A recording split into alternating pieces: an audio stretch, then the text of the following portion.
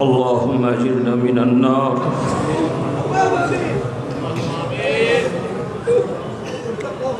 اللهم اجرنا من النار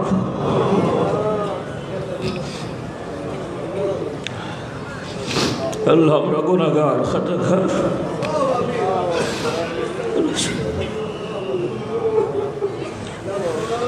আল্লাহ আপনার নবীর শেখানো সাইয়্যিদুল ইস্তিগফার পড়ে সূরাতুল ফাতিহা সূরাতুল ইখলাস আদায় করে দরুদ ও সালাম পড়ে আল্লাহ আপনার তাওহীদের বাণী উচ্চারণ করে আয়াতুল কুরসি পড়েছি। আল্লাহ সকল নেক আমলের ওসিলায় আল্লাহ আপনার বান্দারা কষ্ট করে মুসাফির হালতে আছেন, দূর দূরান্ত থেকে কষ্ট করে আল্লাহ আপনার প্রিয় হওয়ার আকাঙ্ক্ষা নিয়ে, যদিও দুনিয়াবি অনেক মাকসুদ থাকতে পারে, দয়া করে তাদের নিয়তকে পরিশুদ্ধ করে দেন। আল্লাহ এই মাহফিলে অধিকাংশ আপনার প্রিয় বান্দারা রয়েছেন যাদের নিয়ত পরিশুদ্ধ। আমরা গুনাহগার খাতাকার হলেও আল্লাহ আপনার কিছু প্রিয় বান্দা এতগুলো মানুষের মধ্যে আমরা আশা করি অবশ্যই আছেন। আল্লাহ তাদের নেক নিয়তের ওসিলায়, তাদের সহবতের ওসিলায় আল্লাহ আপনার বান্দারা আপনার ভালোবাসায়, আপনার নবীর ভালোবাসায়, আপনার প্রিয় বান্দাদের ভক্তি ভালোবাসায় তারা এখানে সমবেত হয়েছেন। কষ্ট করে এসেছেন, নিজেরাই চলতে পারেন না, তারপরও কষ্ট করে টাকা খরচ করে পরিশ্রম করে হাঁটতে পারে না, চলতে পারে না, শারীরিকভাবে অসুস্থ, তারপরে আল্লাহ আপনার মহব্বতে তারা হাজিরা দিয়েছেন। আল্লাহ আমাদের গুনার তো শেষ নেই, যেদিকে তাকাই শুধু অপরাধ গুনাহ, সবাই আমরা অপরাধী। আল্লাহ আপনার আদালতে আমরা কেউ পারবো আর আশা করি।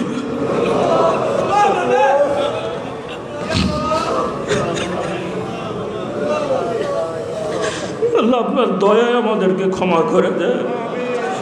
আল্লাহ আপনার দয়ায় আমাদেরকে ক্ষমা করে দেন। আল্লাহ আপনি রহমান, আপনি রহিম।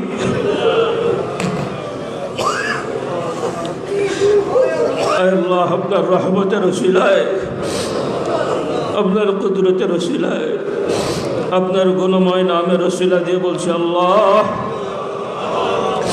যে নাম ধরে আপনার নবীগণ আপনাকে ডেকেছেন, যে নামকে আপনি পছন্দ করেন, যে নামের ওসিলা দিলে আল্লাহ আপনি আপনার বান্দাকে ফেরত দেন না, আপনার সেই মহান ইসমে আজমের ওসিলা দিয়ে বলছি, আল্লাহ আমাদের সকলকে জাহান্নাম থেকে মুক্তির ফয়সালা দিয়ে দেন।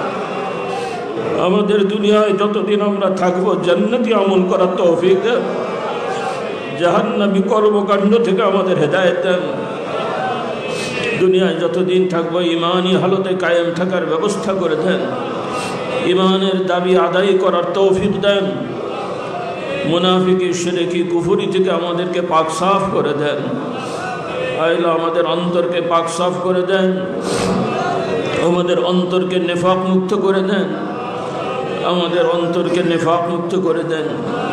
আমাদের জবানকে মিথ্যা মুক্ত করে দেন। আল্লাহ আমাদের অঙ্গ প্রত্যঙ্গগুলো হারাম দেখাশোনা স্পর্শ থেকে হেফাজত করেন। আল্লাহ আমাদেরকে আপনার প্রিয় বান্দাদের দলভুক্ত হওয়ার তৌফিক দেন। আল্লাহ কিয়ামতের দিনে, হাসরের দিনে, যেদিন প্রত্যেকটি মানুষ নিজেকে নিয়ে ব্যস্ত হয়ে যাবে, আপনার নবীগণ তারাও পেরেশানে থাকবেন। আল্লাহ সেদিন আপনার প্রিয় নবী সৈয়দুল মুরসালিন খাতামুল আম্বিয়া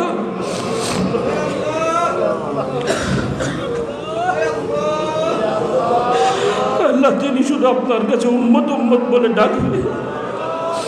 আল্লাহ আমাদেরকে সেই নবীর শফাআত নসিব করে দেন।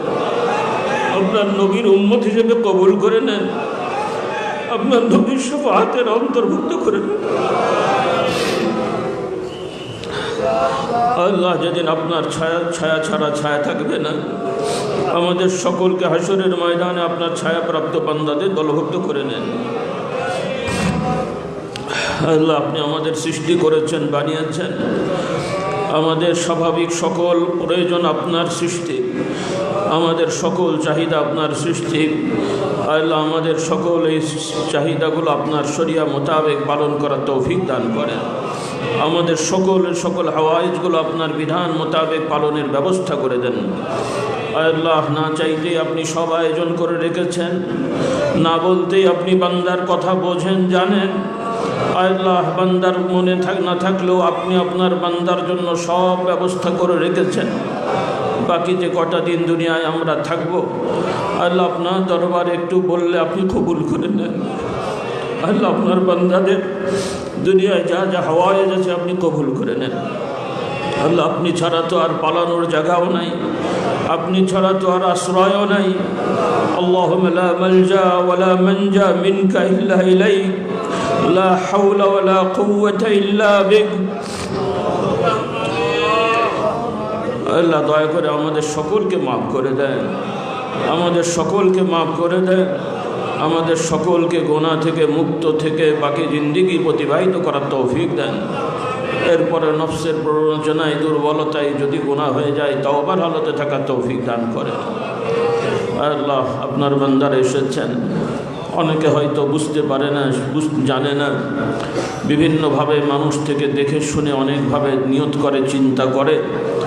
আল্লাহ তাদের ভুল বুঝগুলো আপনি শুদ্ধ করে দেন।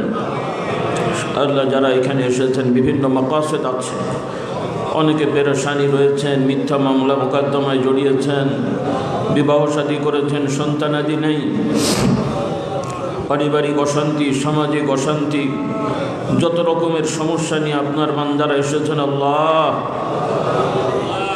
তাদের হয়তো মনে হয়েছে এখানে গেলে উপকার হবে, আমরা তাদের বলেছি, শিখিয়েছি, কোথাও গেলে কিছু হবে না, সব করার মালিক আল্লাহ। তারা হয়তো শিখতে এসেছেন, তাদের আমরা শেখানোর চেষ্টা করছি। আল্লাহ দয়া করে তাদেরকে ইলমে দ্বীন শিখে সেই অনুযায়ী চলার তৌফিক দান করেন। সকল বিপদ আপদে ধৈর্য ধরার তৌফিক দেন, সকল বিপদ আপদে আপনার কাছে সাহায্য চাওয়ার তৌফিক দেন। কি নিয়মে চাইতে হবে আল্লাহ আপনার প্রিয় বান্দা উলামা ইকরাম, পীর মাশায়েখ তাদের থেকে শেখার তৌফিক দান করেন। সত্যবাদীদের সঙ্গী হওয়ার তৌফিক দেন, ভণ্ড প্রতারক দুষ্টদের থেকে দূরে থাকার ব্যবস্থা করে দেন। আল্লাহ খাস করে আমাদের যত, বিশেষ করে আমার কচিকাচা শিশু কিছু এসেছে, বাবার সাথে, নানার সাথে, দাদার সাথে, আত্মীয় স্বজনের সাথে, আল্লাহ আমাদের এই কচিকাচা শিশুদেরকে কবুল করে নেন। অনেক যুবক ভাইয়েরা এসেছে, আল্লাহ এদেরকেও কবুল করে নেন। এদেরকে ভবিষ্যতে এই দেশের মর্দে মুজাহিদ হিসেবে কবুল করে নেন।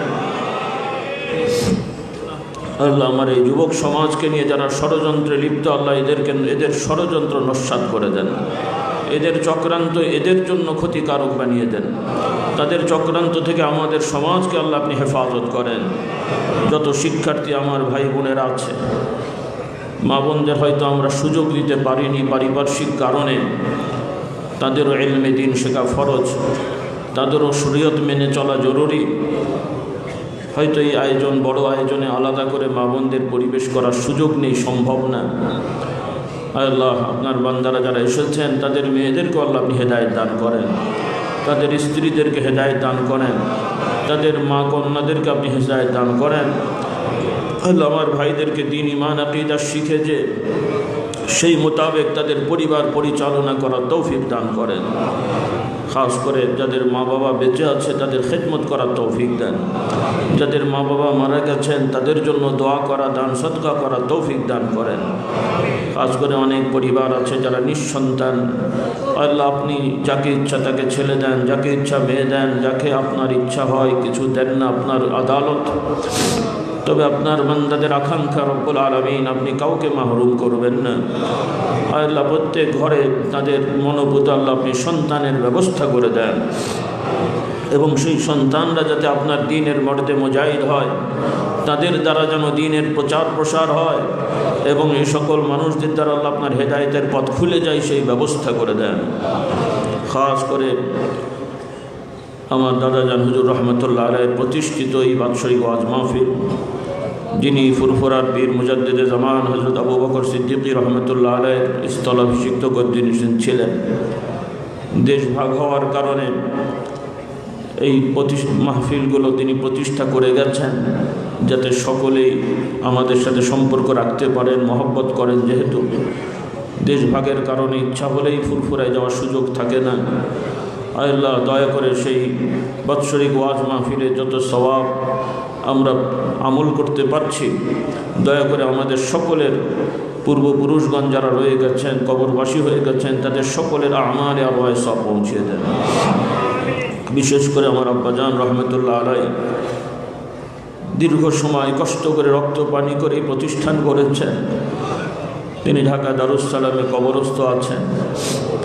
তার সাথে অতন্ত্র প্রহরী হিসেবে সারাটি জীবন কাটিয়েছেন আমার মেজো চাচাজান হুজুর রহমতুল্লাহ আলাই, তিনিও ভারতে কবরস্থ আছেন।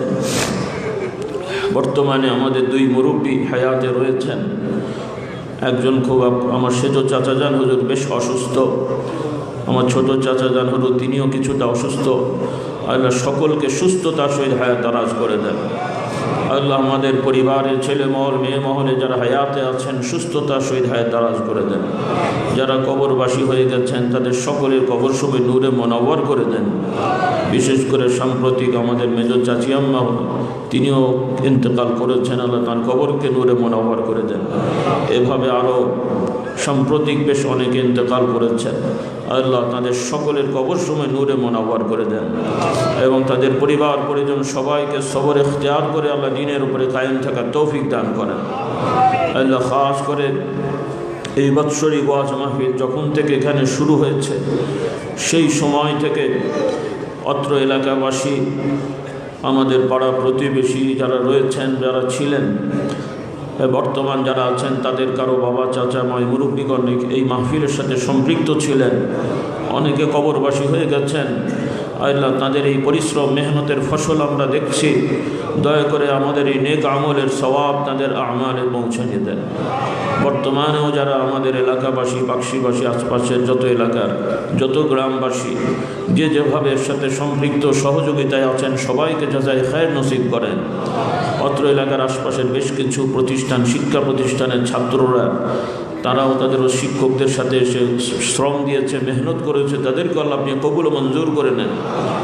কিছু ভাইয়েরা হয়তো বুঝতে অসুবিধা হয় তাদের, তারা বিভিন্ন রকমের ভিন্ন চিন্তা করে এক এক সময় এক এক রকম কাজ করেন। আল্লাহ তাদেরকে হেদায়েত নসিব করেন, আল্লাহ তাদেরকে হেদায়েত নসিব করেন, তাদেরকে সঠিক বুঝ দান করেন।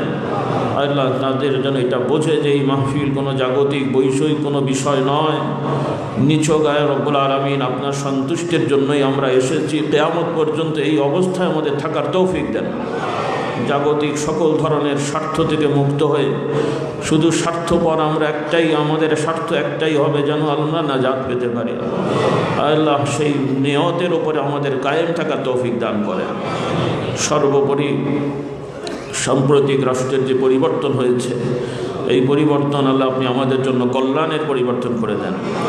যাদের দ্বারা এই পরিবর্তন ঘটেছে, যারা জীবন বাজি রেখে বিভিন্ন কর্মসূচিতে তারা শরীক হয়েছিল, যারা ঈমান আমল ছিল, কবরবাসী হয়ে গেছেন, মারা গেছেন, আল্লাহ আপনার আদালত আপনি জানেন। আপনি যদি দয়া করেন তাদেরকে শাহাদতের মর্যাদা দান করেন এবং তাদের পরিবারদেরকে ধৈর্য ধারণ করার তৌফিক দেন। তাদের এই রক্তের যেন বৃথা না যায়, আল্লাহ আপনি সেই হিসাবে কবুল করে নেন। বর্তমান যারা দায়িত্বে রয়েছেন বিভিন্ন বিভাগে, রাষ্ট্রের যত বিভাগে যত পর্যায়ে আমাদের ভাই বোনেরা অক্লান্ত মেহনত করছেন, প্রথমত তাদেরকে আল্লাহ আপনি সঠিক জ্ঞান দান করেন, সঠিক বুঝ দান করেন, তাদের দায়িত্ব সম্পর্কে তাদের সচেতন হওয়ার তৌফিক দেন, তাদের আমানতদারিতা সম্পর্কে তাদেরকে বুঝ দান করেন এবং সেই মোতাবেক তাদের দায়িত্ব পালন করার তৌফিক দান করেন। যারা কষ্ট করে পরিশ্রম করে অনেক ঝুঁকি নিয়ে যারা সমাজের ন্যায় বিচার নিশ্চিত করা, নিরাপত্তার জন্য কাজ করে যাচ্ছেন, তাদেরকে আল্লাহ আপনি জাযায়ে খায়ের নসিব করেন। তাদেরকে দুনিয়ার আল্লাহ অনেক সম্মান মর্যাদা বহুগুণ বাড়িয়ে দেন পক্ষান্তরে কিছু মানুষ তাদের স্বভাবের ত্রুটি আছে, আল্লাহ এদেরকে হেদায়েত নসিব করেন। যারা অন্যায় অপরাধ দুর্নীতির সহযোগিতা করছে, বিভিন্নভাবে ষড়যন্ত্র করার পায়তারা করছে, আল্লাহ আমরা না জানলেও আপনার ইলম থেকে কেউ বাদ নেই। আল্লাহ আপনার ইলমের ওসিলা দিয়ে বলছি, আল্লাহ যারা সমাজকে বিশৃঙ্খলার জন্য চেষ্টা করে, ষড়যন্ত্র করে পায়তারা করে, আল্লাহ দয়া করে এদের হেদায়েত দান করুন।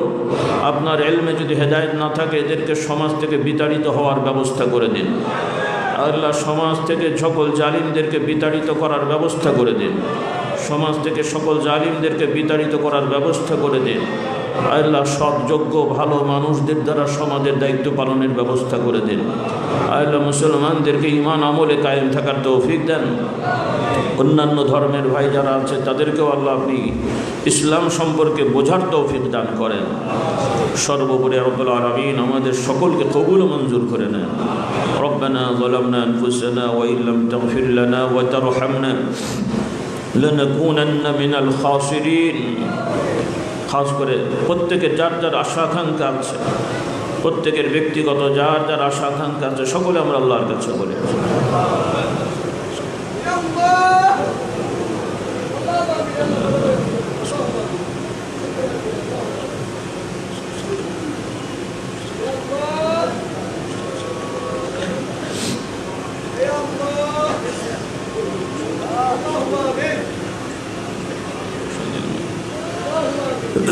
বিশেষ করে আপনারা অনেকেই জেনেছেন, আমাদের পরিবারেরও কেউ কেউ সাম্প্রতিক ইন্তেকাল করেছেন। বিশেষ করে শর্ষিনা দরবারের মরহুম গদ্দিনী শিল্পী হজরত মাওলানা শাহ সফি মাহিবুল্লাহ সাহেব রহমতুল্লাহ আলাই, আল্লাহ তাঁর কবরকে নূরে মুনাওয়ার করে দেন। আরও বেশ কয়েক বছর আগে আমাদের শ্রদ্ধেয় উস্তাদ ডক্টর আব্দুল্লাহ জাহাঙ্গীর রহমতুল্লাহ আলাই তিনি ইন্তেকাল করেছেন, তার কবরকে নূরে মুনাওয়ার করে দেন। এভাবে আরও যারা কবরবাসী হয়ে গেছেন তাদের সবাইকে আল্লাহ আপনি কবুল করে নেন। আল্লাহ তাদের পরিবারের সদস্য যারা রয়েছেন তাদেরকে আল্লাহ আপনি দ্বীনের উপরে কায়েম থাকার তৌফিক দান করেন। সকল বিষয়গুলো আপনি সহজ করে দেন, আসান করে দেন। আল্লাহুম্মা সাল্লি আলা মুহাম্মাদিন নবীর উম্মি ওয়া আলিহি ওয়া আসহাবিহি ওয়া বারিক ওয়াসাল্লিম। খাস করে রব্বুল আলামিন আজকের এই বাদশাহী ওয়াজ মাহফিলের আয়োজনে, উদ্যোগে, প্রচার প্রসার এবং বিভিন্ন ধরনের কার্যক্রমে যারা যেভাবে সহযোগিতায় ছিলেন, আমাদের দরবারের সর্বপর্যায়ের আমাদের যত ভাই বোনেরা রয়েছেন, মুহিব্বিন, মুরিদিন, মুবাল্লিগিন, মুআল্লিমিন, খোলাফা, উলামা ইকরাম, আসাদিজা ইকরাম, বিভিন্ন মাদ্রাসার তলাবুল ইলম ছাত্র ভাইরা যে যে পর্যায়ে যারা মেহনত করেছেন, পরিশ্রম করেছেন, কচিকাঁচা শিশু, বিশেষ করে এই মাদ্রাসার বাবুরা অনেক কষ্ট করে নিজেরাই নিজেদের বিষয় বোঝে না, তারপরও মেহমানদের খেদমতে তারা ব্যস্ত। দয়া করে আল্লাহ এই সকল কচিকাঁচা শিশুদেরকে আল্লাহ আপনি দ্বীনের সৈনিক হিসেবে কবুল করে নেন। তাদের বাবা মা যে উদ্দেশ্যে দ্বীনী প্রতিষ্ঠানে দিয়েছেন তাদের নেক মাকসুদ কবুল করে নেন। খাস করে আমাদের সকল ভাই বোনদেরকে আল্লাহ আপনি কবুল ও মঞ্জুর করে নেন। বিশেষ করে এই ইসালে সব ওয়াজ মাহফিল পরিচালনায়, দেখাশোনায়, ভান্ডারখানা সহ বিভিন্ন বিষয়ে যারা দায়িত্ব পালন করছেন আমাদের কমিটির সদস্যবৃন্দ, তাদেরকে আল্লাহ আপনি কবুল ও মঞ্জুর করে নেন। আল্লাহ আমাদের বলতে ভুল হলো, আপনার জানার ভুল হয় না। আপনি সকল কিছু জানেন, আপনার ইলমে আপনার বান্দারা যারা এই মাহফিলের সাথে যে যেভাবে সম্পৃক্ত তাদেরকে আপনি উত্তম প্রতিদানের ব্যবস্থা করে দেন। আর যারা যেভাবে এই মাহফিলের সাথে বিভিন্নভাবে হয়তো না বুঝে বিভিন্ন সমস্যা সৃষ্টির চিন্তা করেছে তাদেরকে আল্লাহ আপনি হেদায়েত নসিব করেন, তাদেরকে সঠিক বুঝদান করেন। اللهم صل على محمد عبدك ورسولك وصل على المؤمنين والمؤمنات والمسلمين والمسلمات الأحياء منهم والأموات إنك سميع قريب مجيب الدعوات سبحان ربك رب العزة عما يصفون وسلام على المرسلين والحمد لله رب العالمين। সকলে আমরা মাথা অবনত রেখে খুব মনোযোগের সহিত আল্লাহ তাআলা জাত পাকের দিকে খেয়াল করে মোতাবজ্জ হয়ে কিছু সময় আসুন আমরা নফি ইসবাতের দিকে। আমাদের পীর মাশায়েখদের ধারাবাহিকতায় আমাদের পূর্ববর্তী পীর মাশায়েখগণ, চার তরিকার ইমামগণের ধারাবাহিকতায় তারা খেলাফত প্রাপ্ত তথা কাদরিয়া, চিশতিয়া, নকশবন্দিয়া, মুজাদ্দিদিয়া ও মুহাম্মদিয়া এই তরিকা সমূহের পীর মাশায়েখগণের ধারাবাহিকতায় নিসবতে আমরা দায়িত্ব পেয়েছি।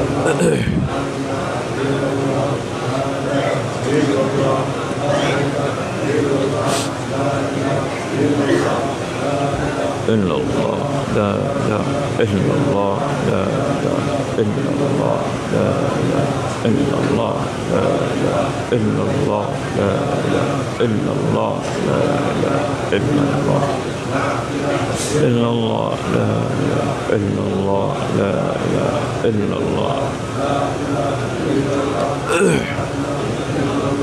মাইক চলে إلا الله لا إله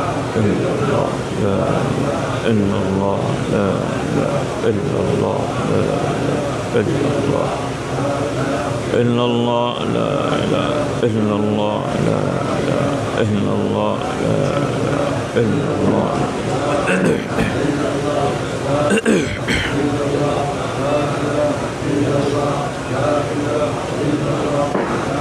إله إلا الله إلا الله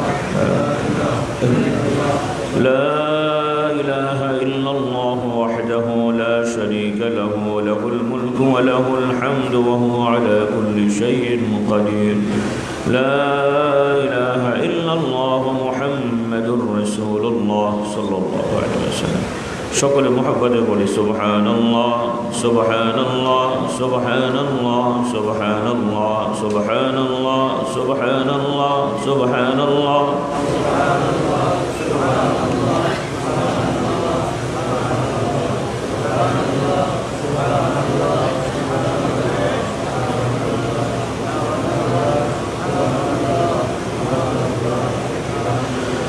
الحمد لله الحمد لله الحمد لله الحمد لله الحمد لله الحمد لله الحمد لله الحمد لله الحمد لله الحمد لله الحمد لله الحمد لله الحمد لله الحمد لله الحمد لله الحمد لله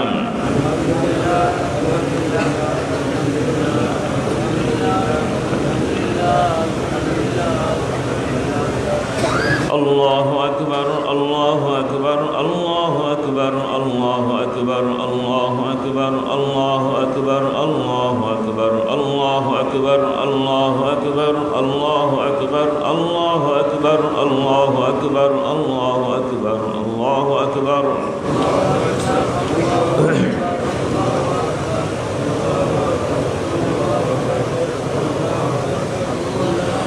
لا إله إلا الله وحده لا شريك له له الملك وله الحمد وهو على كل شيء قدير سبحان الله وبحمده سبحان الله العظيم شكر بر محمد سبحان الله وبحمده سبحان الله العظيم سبحان الله وبحمده سبحان الله العظيم سبحان الله وبحمده سبحان الله العظيم سبحان الله وبحمده سبحان الله العظيم سبحان الله وبحمده سبحان الله العظيم سبحان الله والحمد لله ولا إله إلا الله والله أكبر سبحان الله الحمد لله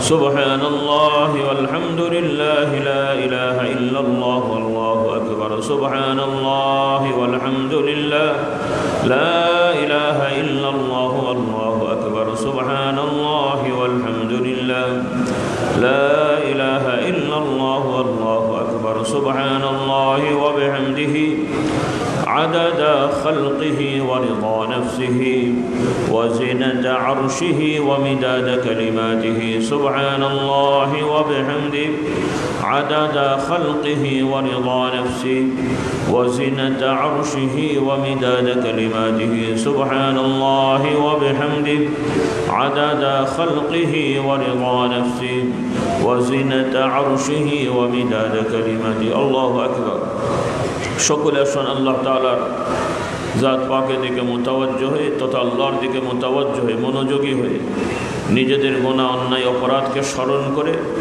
সকলে তাওবা করি। তরিকতের পরিভাষায় তাওবার ফয়েজ বলা হয়। হযরত আদম আলাইহিস সালাম এবং হাওয়া আলাইহিস সালাম আমাদের আব্বাজান আম্মাজান তারা যে দোয়া পড়েছিলেন আল্লাহ তাআলা শিখিয়ে দিয়েছিলেন, কোরআনুল কারীমে এসেছে, সেভাবে নিয়ত করে আমরা সকলে বলি, রব্বানা যালামনা আনফুসানা ওয়া ইল্লাম তাগফির লানা ওয়া তারহামনা লানাকুনান্না মিনাল খাসিরিন। সকলে মহব্বতে জোরে জোরে রব্বানা ظلمنا أنفسنا وإن لم تغفر لنا وترحمنا لنكونن من الخاسرين ربنا ظلمنا أنفسنا وإن لم تغفر لنا وترحمنا لنكونن من الخاسرين ربنا ظلمنا أنفسنا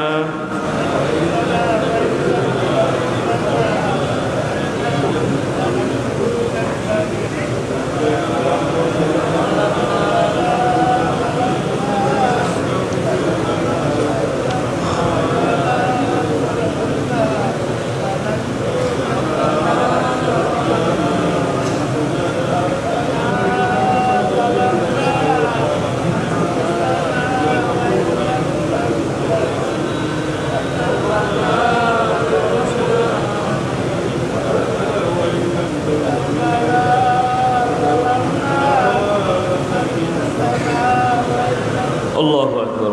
সকলে আসুন আল্লাহ তাআলার গুণময় অনেক নামসমূহের কয়েকটি নাম উল্লেখযোগ্য, সেই নাম ধরে আল্লাহ তাআলার দরবারে রহমতের আশা করে আমরা সকলে আল্লাহ তাআলার কাছে ডাকি।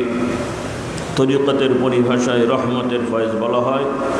সকলে আল্লাহ তাআলা জাত পাকের দিকে মুতাওয়াজ্জিহ মহব্বতে পড়িয়া আল্লাহ ইয়া রহমানু ইয়া রহিমু ইয়া হাইয়ু ইয়া কাইয়্যুম ইয়া আল্লাহ ইয়া রহমানু ইয়া রহিমু ইয়া হাইয়ু ইয়া কাইয়্যুম ইয়া আল্লাহ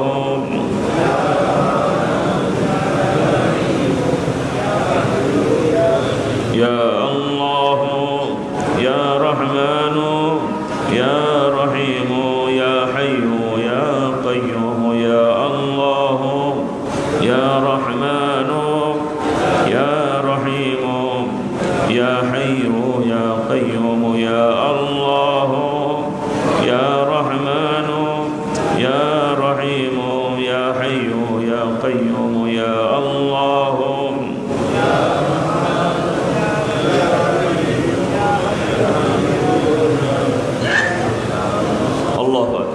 সকলে বলুন হাসবুনাল্লাহু ওয়া নি'মাল ওয়াকিল নি'মাল মাওলা ওয়া নি'মান নাসির। হাসবুনাল্লাহু ওয়া নি'মাল ওয়াকিল নি'মাল মাওলা ওয়া নি'মান নাসির। হাসবুনাল্লাহু ওয়া নি'মাল ওয়াকিল নি'মাল মাওলা ওয়া নি'মান নাসির। হাসবুনাল্লাহু ওয়া নি'মাল ওয়াকিল নি'মাল মাওলা ওয়া নি'মান নাসির। لا إله إلا أنت سبحانك إني كنت من الظالمين. لا إله إلا أنت سبحانك إني كنت من الظالمين. لا إله إلا أنت. إنا لله وإنا إليه راجعون. إنا لله وإنا إليه راجعون. إنا لله وإنا إليه راجعون. إنا لله وإنا إليه راجعون. সকল বলুন লা হাওলা ওয়ালা কুওয়াতা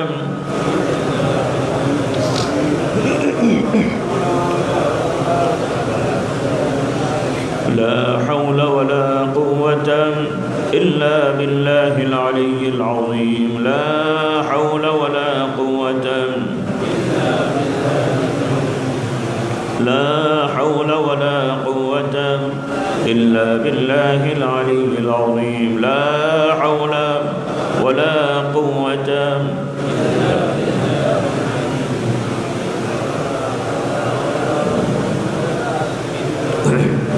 الله أكبر الله أكبر.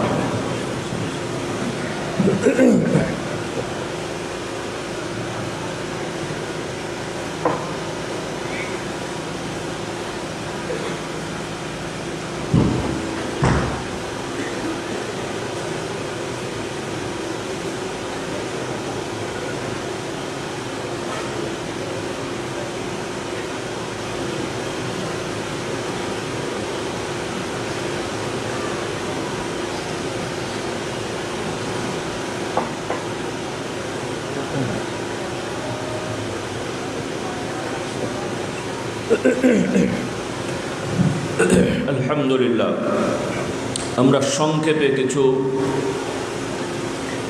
আল্লাহ তাআলার গুণগান কৃত কিছু বাক্য আমরা আদায় করেছি। আল্লাহ তাআলা আমাদেরকে এভাবে নিয়মিত বেশি বেশি করে আদায় করার তৌফিক দান করুন। আমরা সবাই জানি আল্লাহ রাব্বুল আলামিন মানুষ এবং জিন সম্প্রদায়কে আল্লাহ তাআলার ইবাদতের জন্য বানিয়েছেন। আল্লাহ তাআলার ইবাদত সকল হুকুমই পালন করা আল্লাহর ইবাদত। তবে বিশেষ করে মৌলিক একটা বিষয় আমভাবে আল্লাহ তাআলা বেশি বেশি করে আদায় করতে বলেছেন। কোরআনুল কারীমে নামাজ, রোজা, হজ, যাকাতের কথা আছে, কিন্তু বেশি নামাজ পড়ো, বেশি রোজা করো, বেশি হজ করো এভাবে বলা হয়নি। একটি সাধারণ আম ইবাদত বা ইবাদতের আম একটি মৌলিক বিষয় আল্লাহ তাআলা হুকুম দিয়েছেন, উযকুরুল্লাহ যিকরান কাসীরা, তোমরা বেশি বেশি করে আল্লাহকে স্মরণ করো এবং দিবারাত্রি আল্লাহ তাআলার পবিত্রতা বর্ণনা করো। ওয়াসাব্বিহুহু বুকরাতান ওয়া আসীলা। তো আমার ভাইরা, অল্পতে বেশি সওয়াব অর্জনের বড় রাস্তা হলো যে যে অবস্থায় থাকি জবানটাকে আল্লাহ তাআলার স্মরণে সিক্ত রাখা, জিহনটাকে আল্লাহ তাআলার বিষয়ে ফিকির করাকে সিক্ত রাখা, অর্থাৎ আল্লাহ তাআলার নিয়ামত নিয়ে ফিকির করা, চিন্তা করা। আল্লাহ তাআলার সত্তা নিয়ে নয়, জাত নিয়ে না। কারণ আল্লাহ রাব্বুল আলামিনের সত্তা নিয়ে, জাত নিয়ে চিন্তা করে আমরা কখনোই কোনো বিষয়ে পৌঁছাতে পারবো না, বরং এটা ক্ষতিকারক, নিষেধ। আল্লাহ তাআলার পরিচয় জানতে আল্লাহ তাআলা তার কালামে পাকে আল্লাহর নবীর মাধ্যমে যা যা জানিয়েছেন, বলেছেন, আমরা আমাদের ভাষায় আর ওই আরবির যা যা অনুবাদ হয় এতটুকুই সীমাবদ্ধ থাকবো। বলি আলহামদুলিল্লাহ। খুব ভালো করে খেয়াল করেন, সামনে আলোচনা হবে, কথা আসলে এই জন্য বলে দিই, কারণ শয়তান তো আর বসে থাকবে না। আমরা অলস হলেও শয়তান কিন্তু অলস না, শয়তানের খলিফা মুরিদরাও অলস না। শয়তান নিজেও খুব সচেতন, মানে তার দিক থেকে, এবং খুবই কর্মঠ। শয়তান সবসময় চাইবে আপনাকে আমাকে বিপদে ফেলতে। সরাসরি বিপদে ফেলতে না পারলেও আপনার আমার সামনে সুন্দর বিষয়কে উপস্থাপন করে ওর মাধ্যমে আমাদেরকে বিপদে ফেলবে। সরাসরি কাউকে বিষের বোতল দিলে আর লেখা থাকে বিষ, কেউ খাবে নাকি? কিন্তু রসগোল্লা দিলে, তাহলে শয়তান আপনার আমার সামনে বিষযুক্ত রসগোল্লা দেবে, যেটা শুনতে দেখতেও ভালো লাগবে, ঘ্রাণও বেশি হবে, আবার ক্যাম্পাস করবে খাঁটি ছানার সন্দেশ বা রসগোল্লা। তাহলে শয়তানের কথায় মুগ্ধ হয়ে বিষাক্ত মজাদার রসগোল্লা খেলে খুব খুশি তো আপনারা নাকি?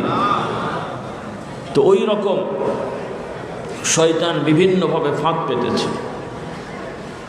সকল নবী রাসূলগণ আল্লাহ তাআলার পরিচয় মানুষদের সামনে উন্মোচন করেছেন, শিখিয়েছেন, কিন্তু শয়তান আমাদেরকে একদিকে কাউকে ওয়াসওয়াসা দেয় আল্লাহ তাআলার অস্তিত্বকে অস্বীকার করতে, এরপরে যাদের জন্য এই ফাঁদে কাজ হয় না তাদেরকে তখন আল্লাহ তাআলার জাত বিষয়ক এমন এমন সব প্রশ্ন সৃষ্টি করে দেয়, সে তখন আল্লাহ তাআলার চেনার নামে, গবেষণার নামে বিভিন্ন চিন্তা করে, আল্লাহ এমন, আল্লাহ অমন, আল্লাহ তমন, শেষ পর্যন্ত আল্লাহকে সৃষ্টির সাথে তুলনা করে। নাউজুবিল্লাহ।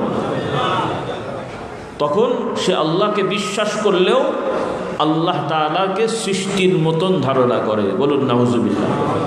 এটাকে আরবিতে বলা হয় মুজাসসিম, মানে আল্লাহ তাআলাকে সৃষ্টি জগতের বা সৃষ্টির মতন আকৃতি প্রকৃতির মতন মনে করা, বা কেউ কেউ সরাসরি মানুষের মতোই মনে করে। নাউজুবিল্লাহ। আল্লাহ মানুষের মতন, বলুন নাউজুবিল্লাহ। এমন কথাও মুসলমান নামধারীদের মধ্যে আছে।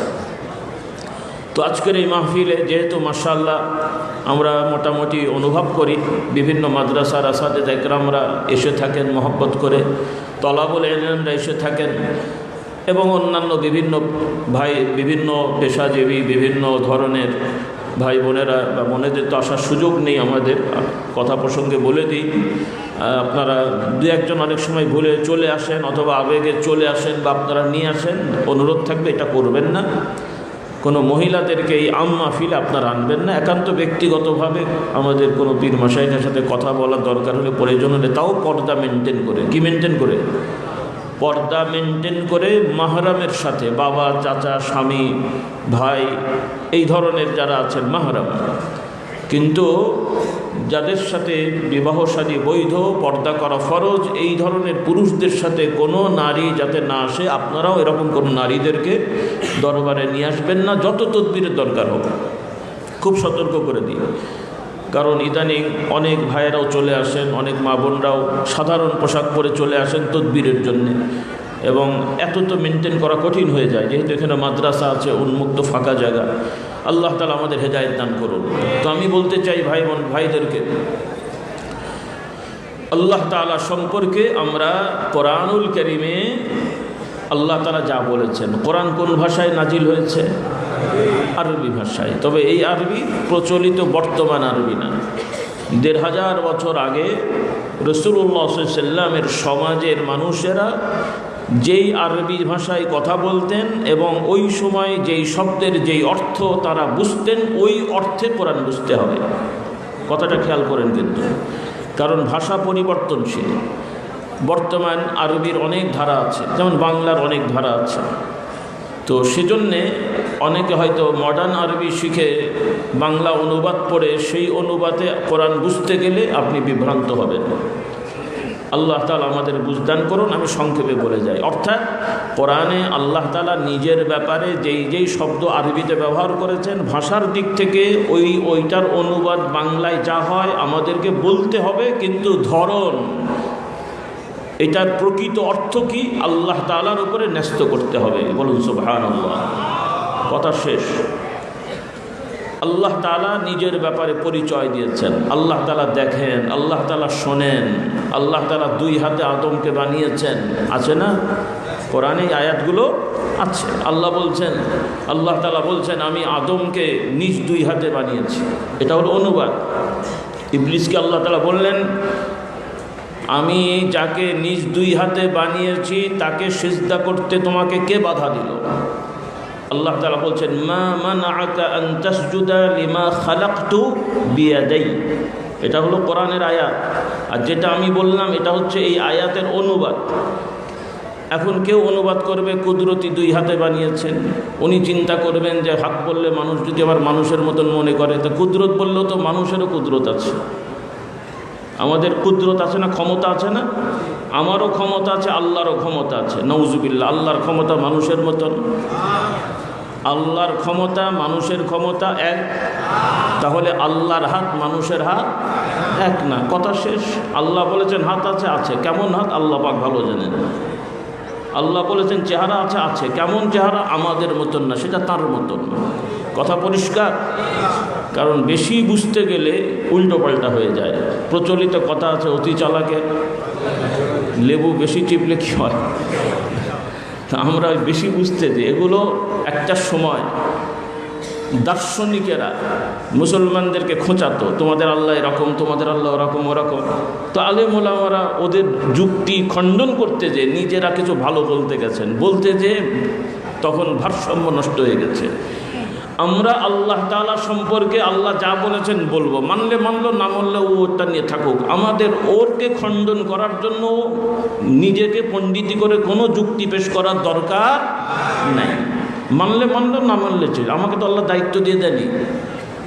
আল্লাহ তাআলা কোন কোন নবীকে কোঠা দিয়ে দিয়েছিলেন, হে নবী আপনি 1 লক্ষ মানুষ হেদায়েত দিতে না পারলে নবুয়তি ক্যান্সেল।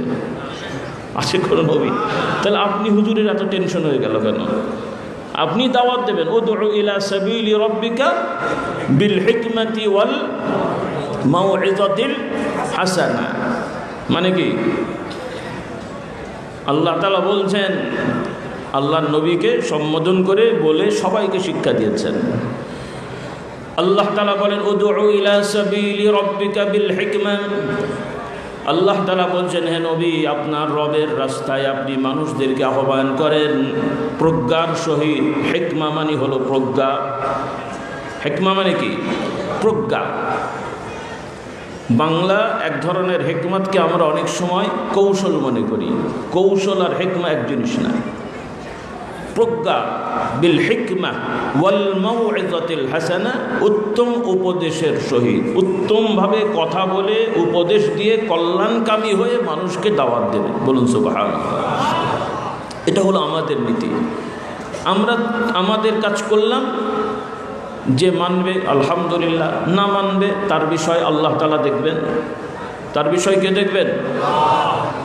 এখন তাকে আকৃষ্ট করার জন্য আমি দাওয়াতি কাজ করতে যে একদল লোক তারা দাড়িকে পছন্দ করে না, সেজন্য আমি ইসলামের কথা বলতে যে তাদের কাছে যেন আকর্ষণীয় হই, সেজন্য ক্লিন শেভ হয়ে যাব নাকি? কি সুন্দর দাওয়াত। তাহলে আরেকজন বলবে তাহলে হাফ প্যান্ট পরে যাই, কি বলেন? একজন হুজুর যদি হাফ প্যান্ট পরে বলেন আসেন ভাই আল্লাহর রাস্তায়, কেমন হবে? হ্যাঁ, তাহলে হিকমত, এই হিকমত বাবা আল্লাহ শেখায়নি।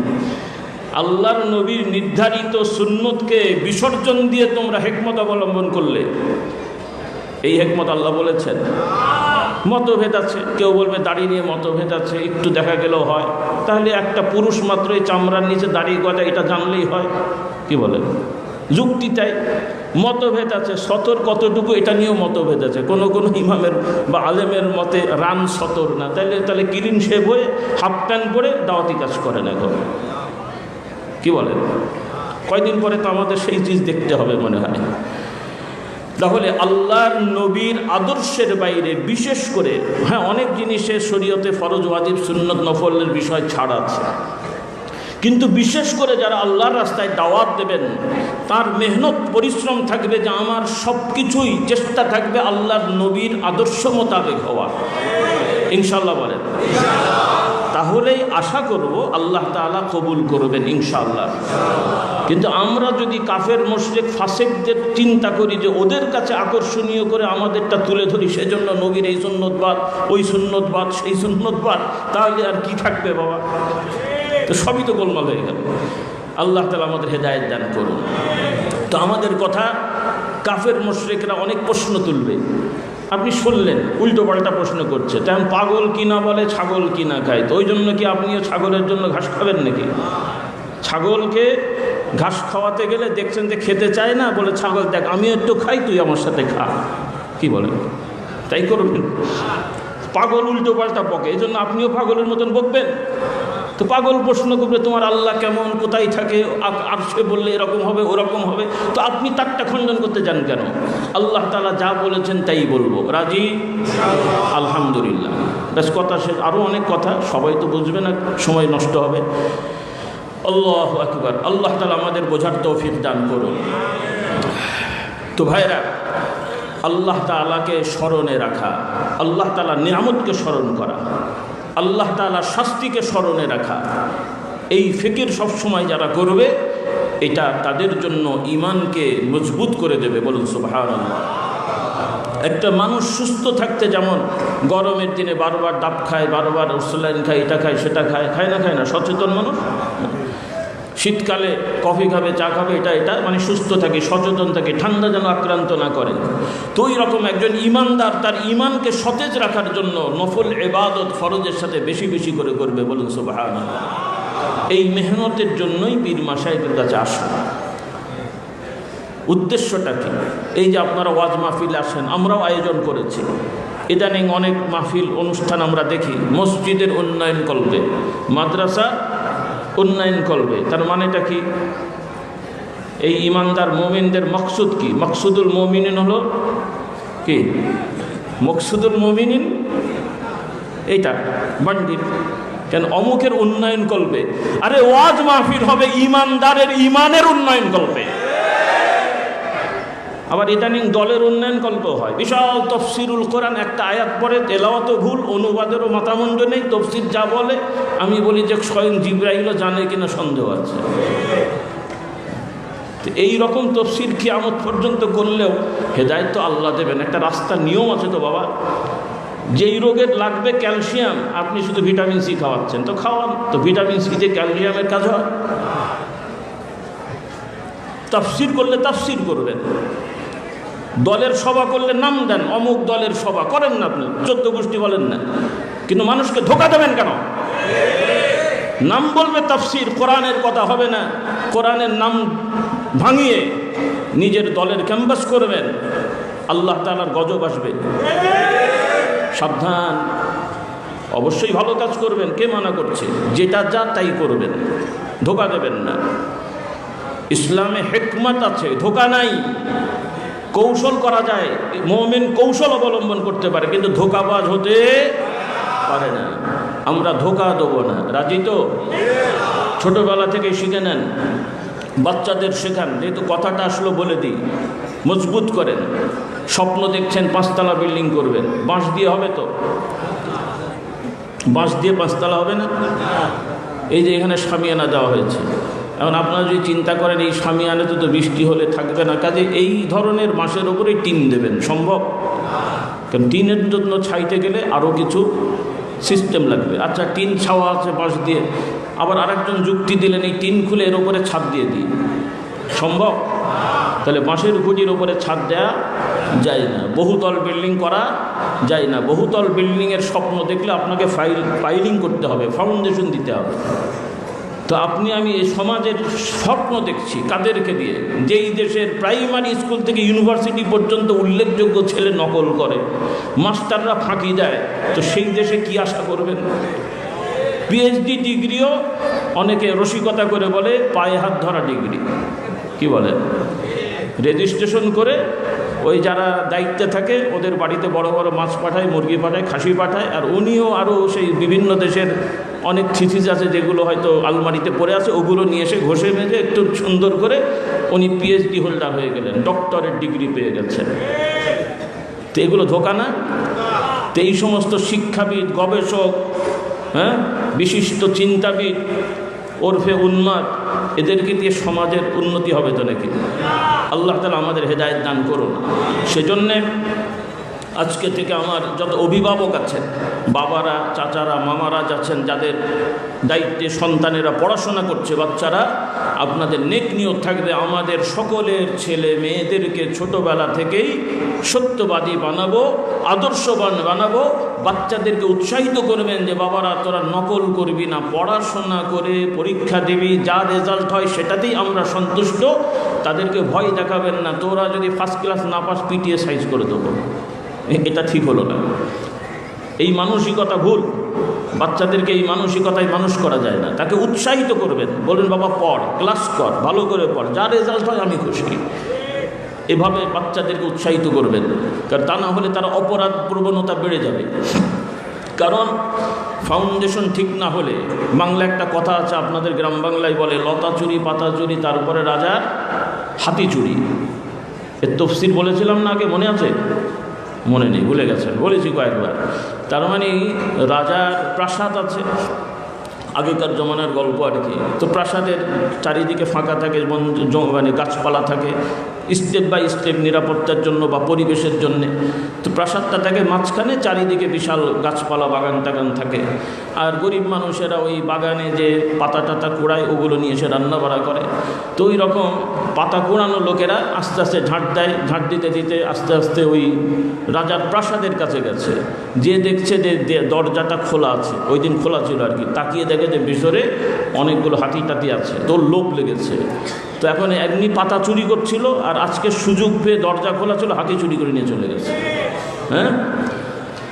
অর্থাৎ ছোট অপরাধ থেকে আস্তে আস্তে কি হয়, বড় বড় অপরাধী হয়। যেমন আপনাদের দেশের সিস্টেম অনুযায়ী ছ্যাঁচড়া চোর ধরে নিয়ে যে থানায় রাখা হয়, তারপরে প্রমোশন হয়ে ডাকাত হয়ে চলে আসে। মাইন্ড করেন না আপনারা, কারণ অপরাধের শাস্তি ঠিক মতো নেই। কারণ আপনাদের গতানুগতিক যে শাস্তির নিয়ম, এতে করে অপরাধ নির্মূল হবে না। অপরাধ যদি নির্মূল করতে হয়, সবার আগে শিক্ষা আদর্শকে এস্টাবলিশ করতে হবে। এর সাথে আল্লাহ তাআলা যেই অপরাধের যে শাস্তি দিয়েছেন, এই শাস্তি যদি না দেওয়া হয়, মানুষের মধ্যে অপরাধ সম্পর্কে ভয় ভীতি আসবে না। আর অপরাধ সম্পর্কে মানুষ দুটো কারণে বিরত থাকে, একটা হলো আল্লাহর ভয়, আর একটা হলো শাস্তির ভয়। ইমানদারেরা আল্লাহর ভয়ে অপরাধ থেকে মুক্ত থাকে, বলুন সুবহানাল্লাহ। এই যে আমরা ইনশাল্লাহ আগামীতে কয়দিন পরে তো রোজা রাখবেন, তো আপনাদের জন্য বাংলাদেশ গভর্নমেন্ট বর্তমান যারা আছে তারা বিশেষ বাহিনী আপনাদের ঘরে মোতায়েন করবে যেন আপনারা না খান। কি বলেন? হ্যাঁ, সিসি ক্যামেরা লাগাবে না, প্রত্যেকের সাথে সেন্সার লাগানো হবে, মুখে দুই দিকে দুই গালে দুটা সেন্সার লাগানো হবে। আপনি খেলেই গোয়েন্দা রিপোর্ট হয়ে যাবে যে আপনি খেয়েছেন, কাজে আপনাকে ধরা হবে। কি তাই তো না? কেউ খাবে, যে লোক নামাজ পড়ে না রোজা রেখেছে আমার জানার মতে সেও কিন্তু খাবে না। বলি আলহামদুলিল্লাহ, আলহামদুলিল্লাহ বলে। এটাই তো ঈমান, যে আমি বিশ্বাস করি কেউ না দেখলেও কে দেখছেন। তো এটা মনে হয় শুধু রমজান মাসে, রমজানের চাঁদ উঠলে আল্লাহ দেখে, আর অন্য সময় দেখে না। ওই জন্য তাও আবার কেমন ফেরেশতা দেখেন, না খেয়ে আছে ঠিকই কিন্তু ইফতার করছে সুদের টাকায়। তখন ঈমান কোথায় গেল?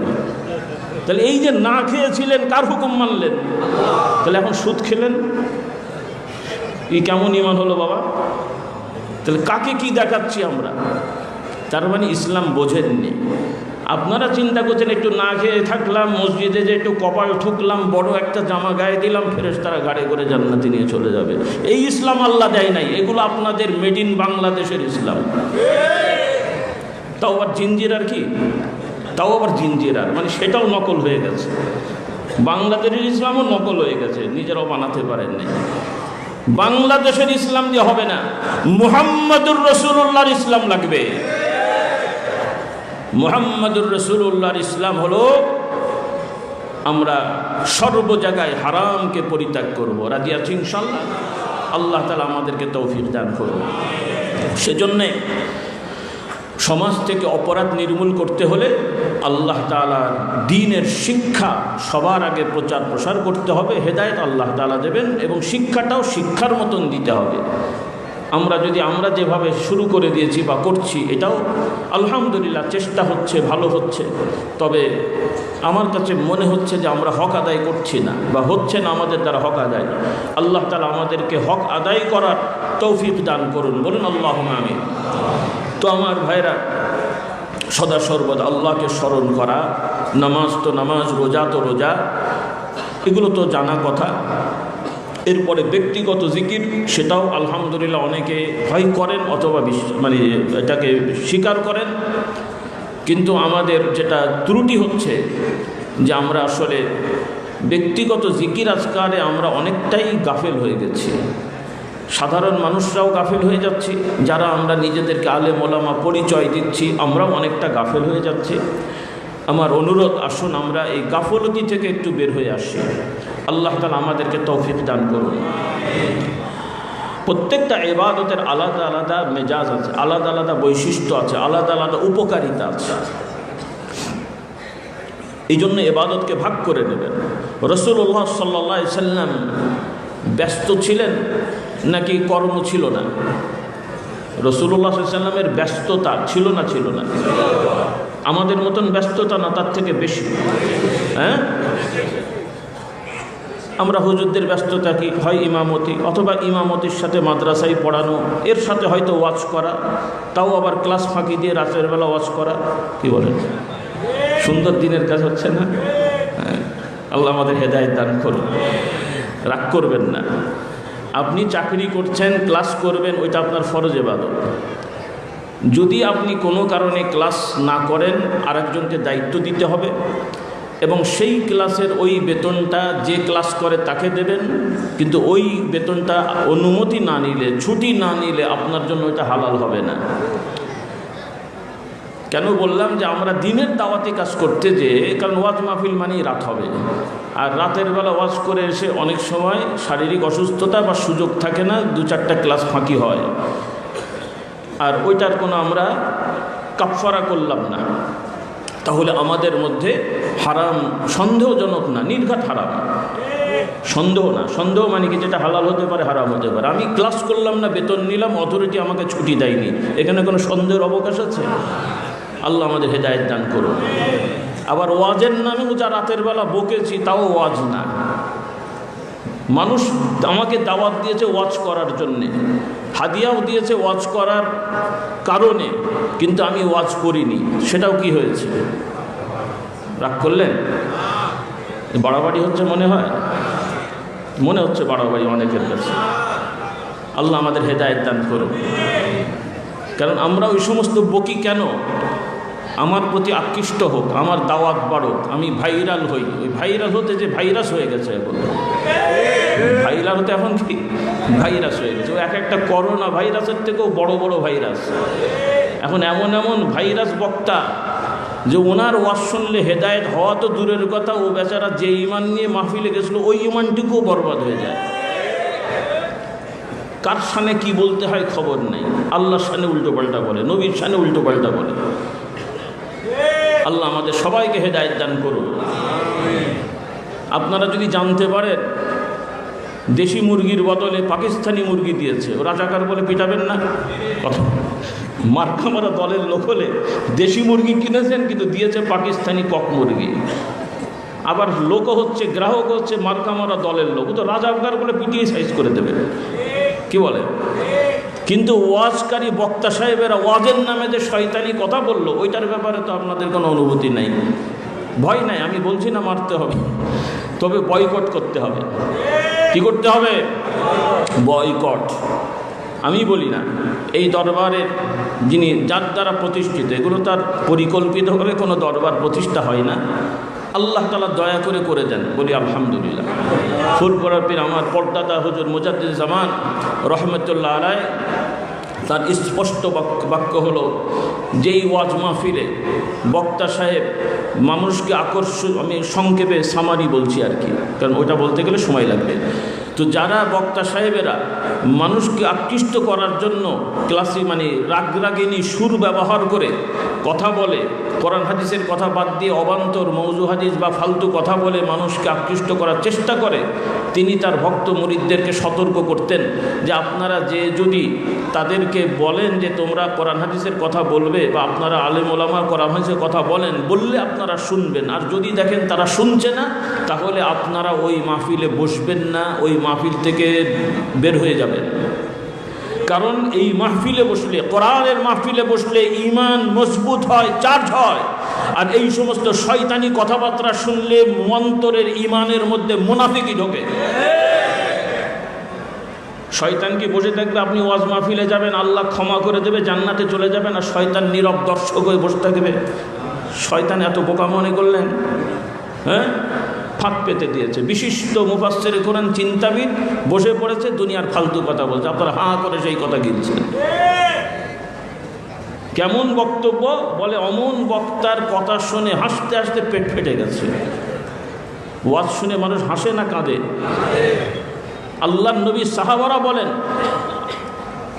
যে নবী আমাদেরকে ওয়াজ করলেন, আল্লাহর নবীর কথা শুনে আমাদের চোখে পানি চলে আসলো, আমরা কাঁদতে কাঁদতে পেরেশান হয়ে গেছি, নবী আমাদেরকে ওয়াজ করলেন। সুবহানাল্লাহ। নবী ওয়াজ করছেন, সাহাবারা কাঁদেন, আর আমরা ওয়াজের নামে ভেলকিবাজি ভণ্ডামি করছি। আল্লাহ তাআলা আমাদেরকে হেদায়েত দান করুন। তো যাই হোক, কথা বেড়ে যাচ্ছে আমার ভাই বোনেরা। যে কথা বলছিলাম, আমাদের পরিবর্তন হতে হবে, আমরা ধোঁকা দেবো না। রাজি আছি ইনশাআল্লাহ? ধোঁকাবাজ ইমানদারের দলভুক্ত হয় না। আল্লাহর নবী সতর্ক করে দেন, মান গাশশানা ফালাইসা মিন্না, যারা আমাদের মধ্যে ধোঁকাবাজি করে তারা আমাদের দলভুক্ত না। আমরা আমানতের খেয়ানত না করি। আমানত অর্থাৎ যার যার প্রাপ্য, যার যার পাওনা, এই ব্যাপারে যাতে আমরা অবহেলা না করি, কারণ এটা ইসলামের একটা মৌলিক বিষয়। রাসূলুল্লাহ সাল্লাল্লাহু আলাইহি সাল্লাম মক্কা বিজয়ের দিনে, রাসূলুল্লাহ সাল্লাল্লাহু আলাইহি সাল্লাম মক্কা বিজয়ের আগে একবার উমরা করেছিলেন। সেই সময় কাবা শরীফে ঢুকতে চেয়েছিলেন, কিন্তু কাবা শরীফের দরজার চাবি যার কাছে ছিল তার নাম ছিল উসমান ইবনে আফফান। ইনি আরেকজন উসমান তার নাম ছিল। তিনি চাবিটা দিতে চাচ্ছিলেন না, আল্লাহর নবীকে ভৎসনা করলেন, একটু ফালতু কথা বলেছেন। রাসূলুল্লাহ সাল্লাল্লাহু আলাইহি ওয়াসাল্লাম মনটা খারাপ করলেন। তবে রাসূলুল্লাহ বললেন, উসমান তুমি আজকে আমাকে কাবাতে ঢুকতে দিচ্ছ না, তবে এমন একটা সময় হবে তোমার ওই কাবার চাবি আল্লাহ তাআলা আমার হাতে দিয়ে দেবেন। তারপরে তিনি দিয়েছিলেন, কিন্তু ওই যে রাসূলুল্লাহ বলে গেছেন ওসমান আল্লাহর নবী সাল্লাল্লাহু আলাইহি ওয়াসাল্লাম মক্কা থেকে চলে যাওয়ার পরে তিনি বললেন যে রাসূলুল্লাহ সাল্লাল্লাহু আলাইহি ওয়াসাল্লাম যখন বলে গেছেন তারপর থেকেই আমার মধ্যে চিন্তা হলো যে ইনি যা বলেছেন এটা তো হবেই। সুবহানাল্লাহ বলে তখন থেকে আমি মুমিন হওয়ার, মুসলিম হওয়ার চিন্তা করছি, কিন্তু পরিবেশের কারণে হতে পারছিলাম না। এরপরে যখন মক্কা বিজয় হলো তিনি রাসূলুল্লাহ সাল্লাল্লাহু আলাইহি ওয়াসাল্লামের কাছে তওবা করে মুসলমান হয়েছেন। সুবহানাল্লাহ। তো রাসূলুল্লাহ সাল্লাল্লাহু আলাইহি ওয়াসাল্লাম মক্কা বিজয়ের দিনে, সংক্ষেপ করে বলছি ঘটনা আপনারা জানেন, মূর্তি ভাঙলেন, মূর্তিগুলো কাবা শরীফ চত্বর থেকে পরিষ্কার করার ব্যবস্থা করলেন এবং তার আগে ওসমানকে ডেকে বললেন, ওসমান চাবিটা আমাকে দিয়ে দাও। তিনি সরাসরি দিয়ে দিলেন। এর মধ্যে ওহী নাজিল হলো। রাসূলুল্লাহ সাল্লাল্লাহু আলাইহি ওয়াসাল্লাম আবার ওসমানকে ডেকে বললেন, এসো, তুমি চাবিটা দিয়েছো, আমি আবার তোমাকে চাবিটা দিয়ে দিলাম। সুবহানাল্লাহ। তখন ঈমান এনেছেন, ওসমান তখন ঈমান এনেছেন রাদিয়াল্লাহু তাআলা আনহু। এবং রাসূলুল্লাহ সাল্লাল্লাহু আলাইহি ওয়াসাল্লাম বললেন, ওসমান আমি এই চাবি তোমাকে দিচ্ছি, আজ থেকে কিয়ামত পর্যন্ত তোমার বংশে এই চাবি থাকবে, তবে কেউ যদি তোমার বংশ থেকে এই চাবি ছিনিয়ে নেয় তাহলে সে হবে জালেম। রাসূলুল্লাহ দিলেন। তো আল্লাহ তাআলা এই দেখেন একটি ঘটনা দিয়ে পৃথিবীর কিয়ামত পর্যন্ত সকল মানব জাতিকে আমাদেরকে শিক্ষা দিলেন। আল্লাহ তাআলা বললেন, ইন্নাল্লাহা ইয়া'মুরুকুম আন তু'আদ্দুল আমানাতি ইলা আহলিহা ওয়া ইযা হাকামতুম বাইনান নাসি আন তাহকুমু বিল আদল। আল্লাহ তাআলা বলেন তিনি তোমাদেরকে এই লক্ষ্যে হুকুম দেন, নির্দেশ দেন যে যার যার প্রাপ্য, যার যার পাওনা তোমরা তার কাছে পৌঁছিয়ে দেবে। আর মানুষের মধ্যে বিচার সালিশ করার যখন দায়িত্ব পাবে তখন তোমরা ন্যায় বিচার করবে। আমানত যার যার তার কাছে পৌঁছে দেবে, আর বিচার সালিশ ইমানদার করবে। কি বিচার? কথা বলছে না। কি বিচার? ন্যায় বিচার। যে যতটুকু অপরাধ করেছে অথরিটি তাকে ততটুকু শাস্তি দেবেন। যে যে অপরাধ করেনি তার ব্যাপারে ওই অপরাধ সাজিয়ে মামলা করা কবিরা গুনাহ, হারাম, অধিকার নষ্ট করা।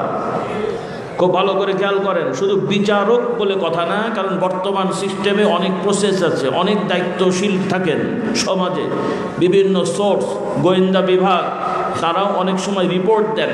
তারা যদি বুঝে শুনে জেনে শুনে যে যেই অপরাধ করেনি তাকে সেই অপরাধের দোষী করে রিপোর্ট দেন, এটাও কিন্তু আমানতের খেয়ানত এবং এটাও কিন্তু ন্যায় বিচার বহির্ভূত। যেই হোক না কেন, সে অমুসলিম হোক, মুসলিম হোক, যেই হোক, কোনো মানুষের ব্যাপারে যে যা করেনি, যে যা বলেনি, তার নামে ওই ধরনের কিছু রটানো, বলা, রিপোর্ট করা যাবে। এই করাটা বড় গুনার কাজ। কি কাজ? কিন্তু বর্তমান আমাদের সমাজে যার সাথে ঝগড়া হয়, যার সাথে দ্বন্দ্ব হয়, ব্যক্তিগতভাবে, পারিবারিকভাবে, সামাজিকভাবে, আইনত, সব দিক থেকে আমরা মানুষকে অবিচার করি। আছে না নাই? এই জন্য আমার ভাই বোনের ভাইরা, আসুন পারিবারিক অবিচার, সামাজিক অবিচার, রাষ্ট্রীয় অবিচার, এগুলো থেকে আমরা মুক্ত হই। আপনি নফল নামাজ কম পড়েছেন, আপনি আসামি না। নফল রোজা রাখেননি, আপনি আসামি না। নফল জিকির আজকার করেননি, আপনি আসামি না। অপরাধী না। আসামি তো আর অপরাধী না, যদিও ভাষার অনেক ব্যাপার স্যাপার আছে। অভিযুক্ত, আসামি, অপরাধী না। একটা ভালো মানুষও আসামি হতে পারে, অভিযুক্ত হতে পারে, কিন্তু যতক্ষণ না পর্যন্ত অপরাধ প্রমাণ না হচ্ছে ততক্ষণ কাউকে অপরাধী বলা যাবে না, অপরাধী করা যাবে না, এবং ওই লোককে কোনো ধরনের নির্যাতন করা যাবে না। এটা ইসলামের মূলনীতি। আমার ভাইদেরকে মনে রাখতে হবে। আমরা অনেক সময় অপরাধ দমন করতে যে অপরাধ করি, অপরাধ দমন করতে যে যেই লোক যেই অপরাধ করেনি তার নামে সেই অপরাধ সাজানো হলো। আরেকটা হলো অভিযুক্ত হয়েছে, আচ্ছা অভিযোগ হয়েছে, বড় জোর আপনি তাকে ধরতে পারেন, তার ব্যাপারে খোঁজ খবর নিতে পারেন, ইনভেস্টিগেশন করতে পারেন, তার ব্যাপারে সংবাদ তথ্য নিতে পারেন, কিন্তু তাকে ধরে মারপিট করে পিটিয়ে টিটিয়ে এগুলো করা, এগুলো সম্পূর্ণ হারাম কাজ। এগুলো অবিচার করা হচ্ছে। বড় অপরাধ করেছে, মৃত্যুদণ্ড দেন, কিন্তু কারোর প্রতি নির্যাতন করার অধিকার আল্লাহ তাআলা দেননি। কিন্তু বর্তমান আন্তর্জাতিকভাবে আইন আদালতের নামে বিভিন্ন দেশে যারাও মানবাধিকারের কথা বলে, এই শয়তানগুলো মানবাধিকারের কথা বলেও তাদের পার্লামেন্টে ধর্ষণকেও অস্ত্র স্বীকৃতি দেয়। বলুন নাউজুবিল্লাহ। আবার বাংলাদেশেও আমি তথ্য পেলাম, শুনলাম, সত্য মিথ্যা জানি না, যে এটাও নাকি বিভিন্ন বিভাগে অলিখিত বৈধ। যদি তাই হয় মনে রাখতে হবে এর থেকে যদি এই বিভাগগুলো মুক্ত না হয় তাহলে কিন্তু এই দেশের জনগণ জেনে যাবে, বুঝে যাবে এবং যা করার তাই করবে। কারণ প্রত্যেকটা মানুষের ব্যক্তিগত নিরাপত্তা, ব্যক্তিগতভাবে বেঁচে থাকার অধিকার আছে। কাজে আমার ব্যক্তিগত নিরাপত্তা যদি কেউ নষ্ট করে তাহলে সেই ব্যক্তিও নিরাপদ থাকার কোনো অধিকার রাখে না। কথাগুলো মনে রাখবেন ইনশাআল্লাহ। বিভিন্ন বিভাগ আছেন, আপনারাও কথাগুলো জানবেন। আমি জানি যে অনেক ভাইয়েরা মুসলমানের সন্তান, কিন্তু ইসলাম আপনারা জানেন না। আপনারা গতানুগতিক স্কুল কলেজে পড়েছেন, গতানুগতিক আইন আপনারা পড়ে মনে করেন যে এগুলো আইনত বৈধ না। আল্লাহ তাআলা যে আইনে যেটা দেননি, পৃথিবীর কোনো আইন দিয়ে কোনো জুলুমকে বৈধতা দিতে পারে না। এবং কোনো আইন কোনো জুলুমকে বৈধতা দিলেও আমরা সেই আইন মানি না। জুলুম কখনো বৈধ হতে পারে না, অবিচার কখনো বিচার হতে পারে না। বিচার হবে। যে যতটুকু অপরাধ করবে সাক্ষী প্রমাণ সহ তাকে ততটুকু শাস্তি দিতে হবে, এবং সেই শাস্তিতে কোনো রকমের গড়িবিসি করা যাবে না। আমার চাচা, মামা, খালু, শালা দলের লোক না, তাহলে আপনি মোমেন না। আপনার নিজের ভাইও যদি অপরাধ করে শাস্তি দিতে আপনি কুণ্ঠবোধ করতে পারেন না। আল্লাহর নবী বলেন, নবীর দরবারে বিচার এসেছে, এক মহিলা চুরি করেছে। রাসূলুল্লাহ সাল্লাল্লাহু আলাইহি ওয়াসাল্লাম শাস্তি ঘোষণা করলেন কোরআনের আইন, আল্লাহর আইন অনুযায়ী। চোরের শাস্তি কি? হাত কাটা। ভয় লাগছে? আগে ছিল, বর্তমান দরকার নেই। তাহলে চোরও বাড়তে থাকবে। আল্লাহর আইন মানবেন না, চোর দমাতে পারবেন না। তো আল্লাহর আইনে রাসূলুল্লাহ সাল্লাল্লাহু আলাইহি ওয়াসাল্লাম রায় দিলেন, চোরের শাস্তি হবে হাত কাটা। কেউ রাসূলুল্লাহ সাল্লাল্লাহু আলাইহি ওয়াসাল্লামের কাছে সুপারিশ করতে গেলেন যে মহিলাটা সম্ভ্রান্ত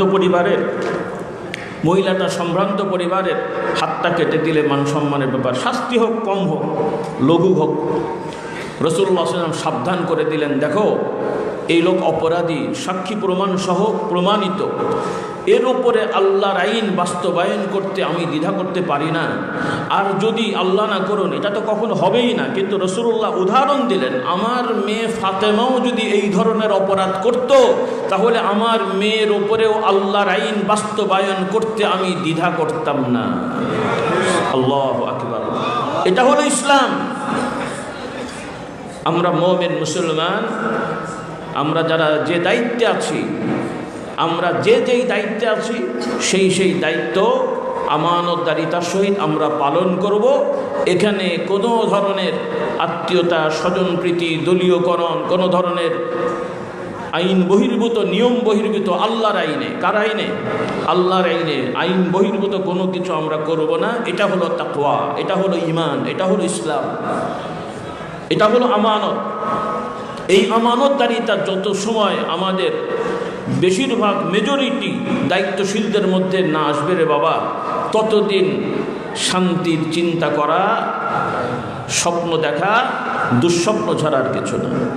আল্লাহ তাআলা আমাদের সবাইকে হেদায়েত দান করুন।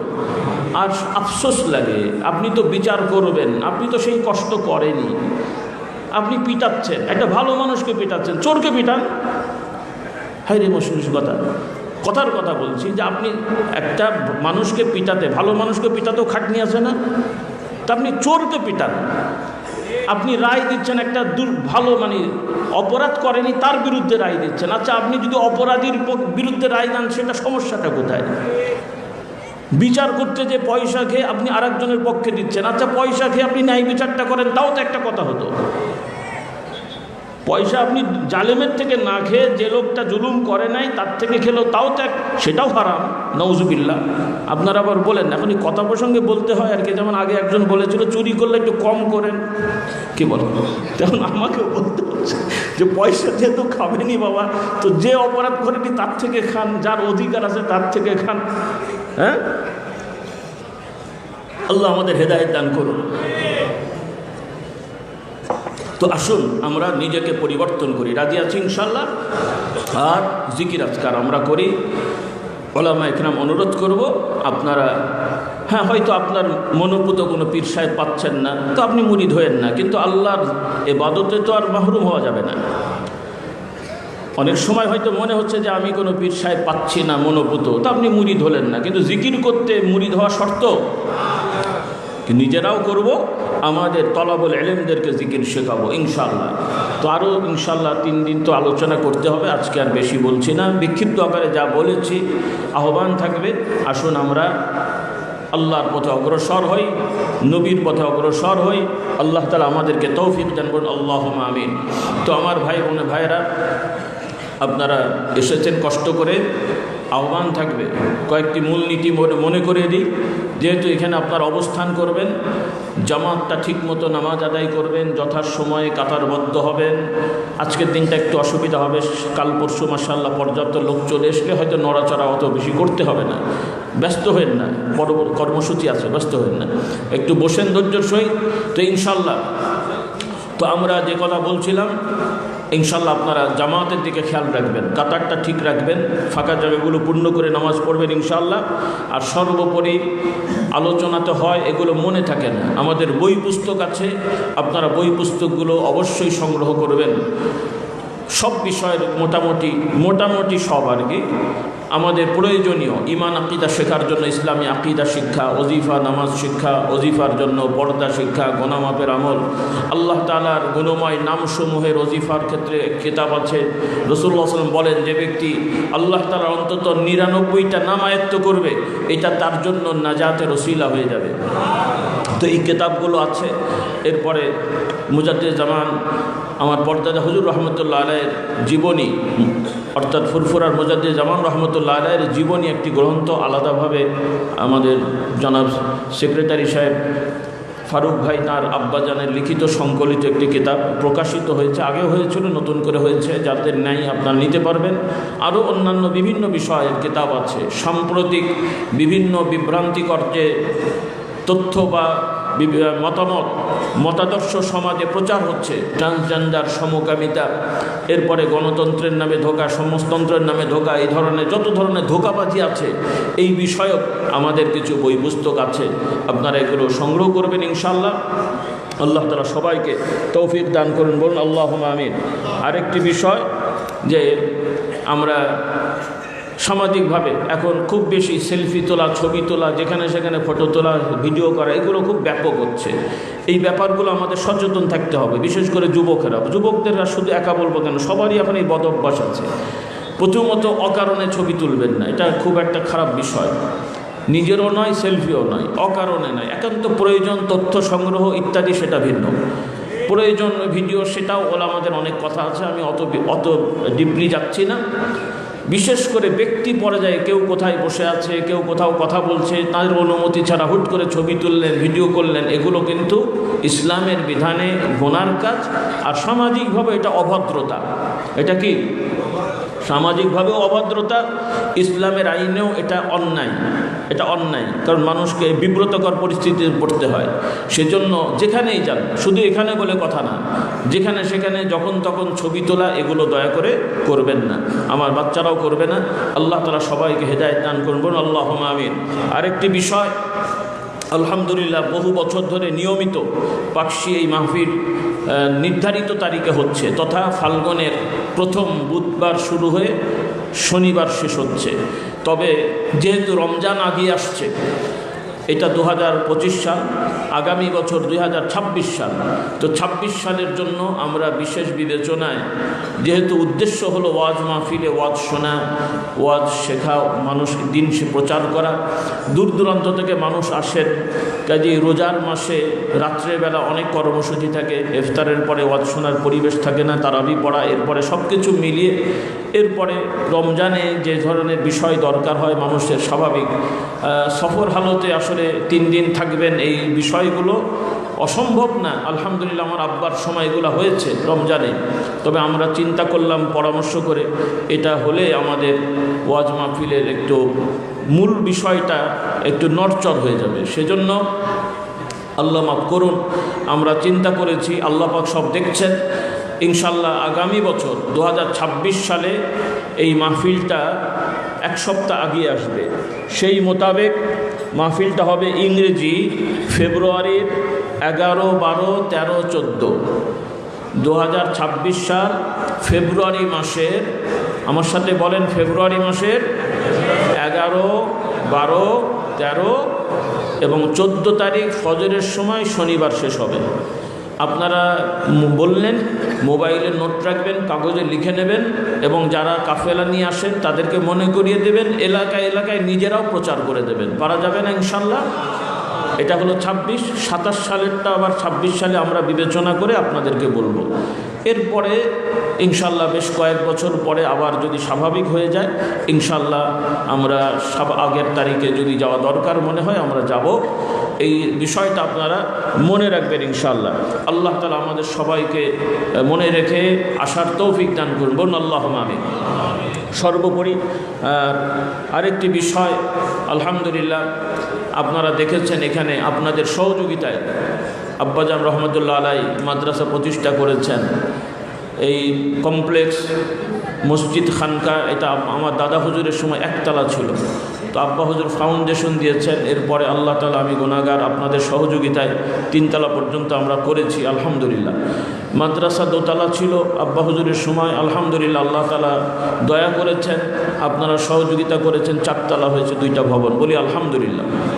আমরা এখন এই যে আপনাদের পেছনে, অর্থাৎ এই মসজিদ কমপ্লেক্সের সামনে যে চত্বরটা আছে, এখানে 100/105, 100 আর 105 এইভাবে একটা আমরা ভবন 4 তলা বা 5 তলা আমরা ফাউন্ডেশন দিয়েছি, বলি আলহামদুলিল্লাহ। অলরেডি 12টা পিলারের ফাউন্ডেশন হয়ে গেছে। এখানে আরও পিলার হবে, 4 তলা বা 5 তলা আমরা করব ইনশাল্লাহ। আমরা নাম দিচ্ছি দারুস সাদিকিন। কি নাম? আমার দাদা হুজুর খানকার নাম দিয়েছিলেন দারুস শরিয়া, মানে শরীয়তের ঘর। আমরা এই বিল্ডিংটার নাম দিচ্ছি দারুস সাদিকিন, মানে সত্যবাদীদের বিল্ডিং, ভবন, বলি আলহামদুলিল্লাহ। কোরআনে আল্লাহ বলছেন কুনু মা সাদিকিন, আপনারা ভালো মানুষেরা একে অপরের সঙ্গে থাকবেন, সোহবতে থাকবেন এই ভালো বিল্ডিংয়ে, বলি ইনশাল্লাহ। তো আল্লাহ তাআলা দয়া করুন, আপনারা ওইভাবে ইনশাল্লাহ এখন থেকেই সহযোগিতার হাত বাড়িয়ে দেবেন, যাতে আপনারা যে অনুদান দেন এই ওয়াজ মাহফিল আয়োজন এটা যেমন হয়ে যায়, এর পাশাপাশি যেন আল্লাহ তাআলা দয়া করেন ওই বিল্ডিংটারও কাজ হয়। আর আলহামদুলিল্লাহ আল্লাহর রহমত, আপনারা সহযোগিতা করছেন, আলহামদুলিল্লাহ আপনাদের সহযোগিতা আল্লাহর রহমত এটা হয়ে যাচ্ছে। মাঝে মাঝে কিন্তু আমাদের কিছু মাহফিলের হিসাব অনুযায়ী কিছু ঘাটতি থেকে যায়, পরবর্তীতে আস্তে আস্তে মেকআপ করতে হয়।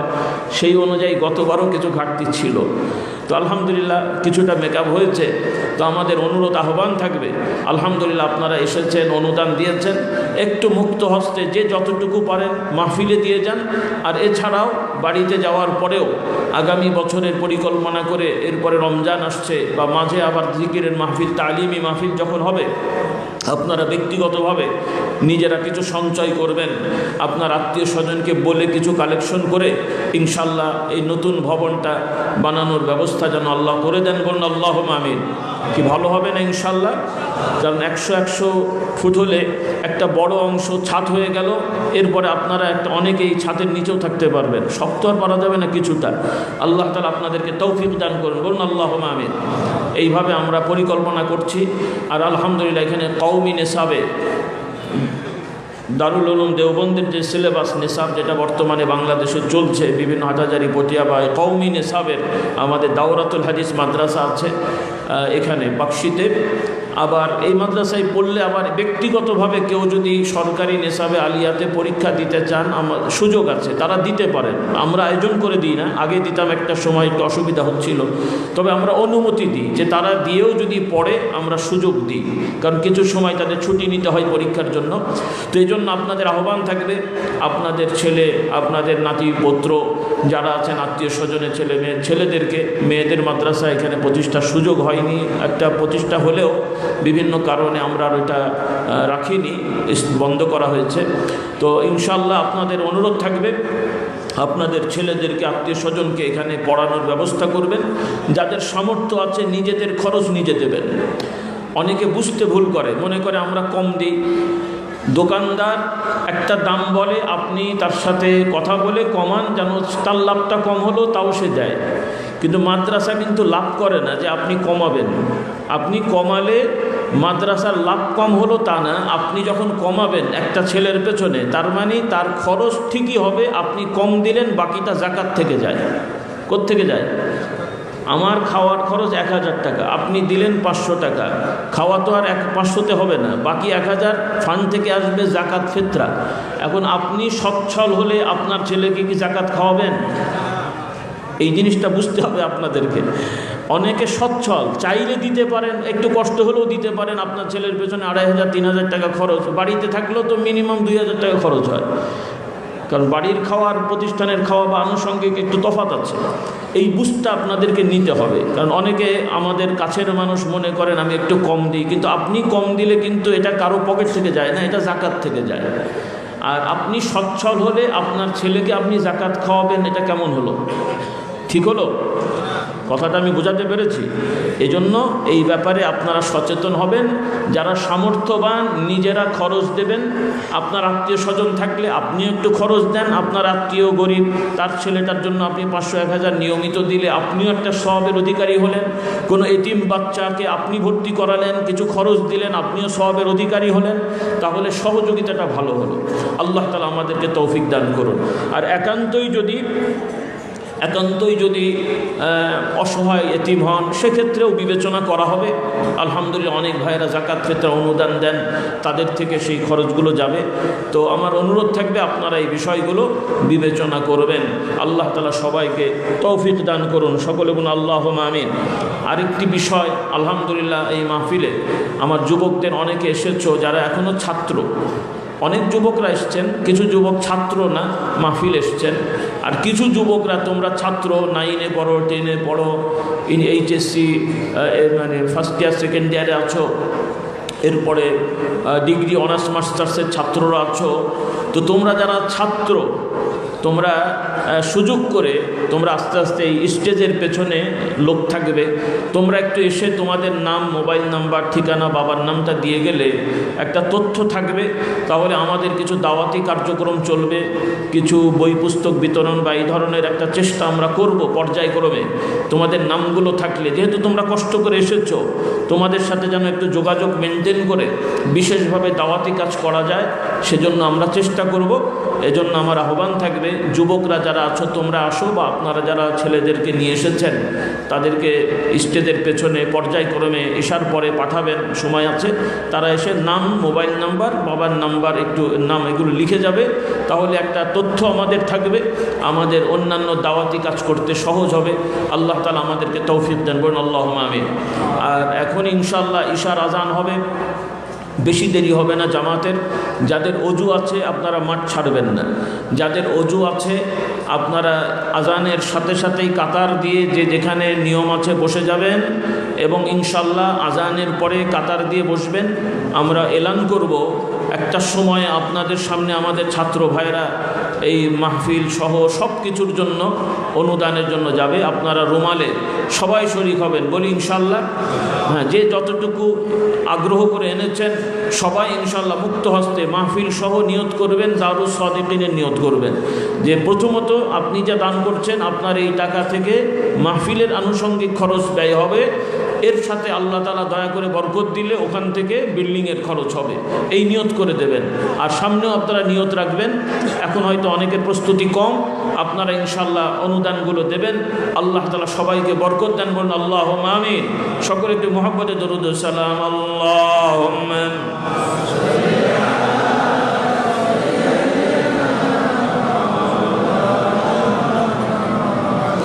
ওয়া আলা আলি।